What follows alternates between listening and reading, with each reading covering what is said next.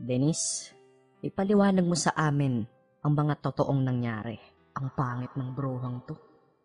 Ew. Si Bulalord may sala. Niyaya ko si Bong sa kondo para kumain ng bubog at bumbilya. Pero itong gagong to, gusto kainin blade. So ang sinasabi mo, si Bulalord kasama sa panggugulpe, tama ba?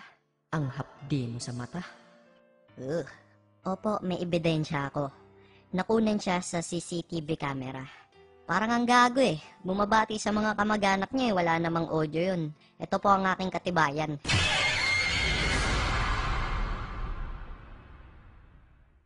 Nakita niyo naman po, di ba? Hunghang na lang ang magsasabi na edited yan. We, talaga lang ah. Baka naman ninanapolis mo lang kami. Di mo ba ginamit yung pepe mo para pumunta siya? Hindi. Ano to, Pokeball? Kaya nung uminit yung ulo niya, ayun, si Bong ang napagdiskitahan niya. Kaya ako po, inosente at virgin. Joke!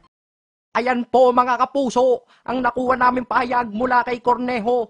At ngayon naman, kukunin natin ang pahayag ni Bulalord.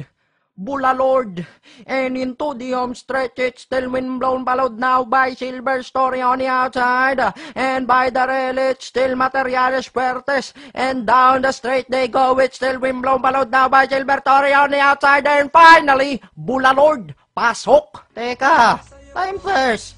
Alas 5 pumunta ako. Pagdating ko, nakaload siya. Tapos, sabi ko, anong kabalbalan yan? Sinusulan mo ako para banatan si Bong? Easy. Pare, gagasain ako eh. Kalma. Tapos, susupsupin ako. Susupsupin ka, hindi ka papalag.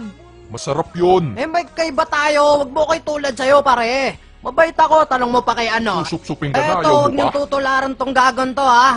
Pakasinungaling ng babae na yung pongkang, huwag niyo ako inaano rito ha, ano ha, ikaw mangas ka ano, ha, flip top na lang tayo ha, papatigimin kita ng mala impaktong lyrics, may ebidensya din ako, oh.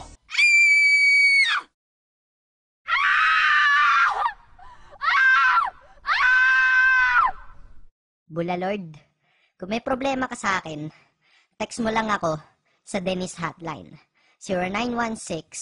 0916-8488-9608. Punta ka lang dito sa kondo at magdala ka ng foods.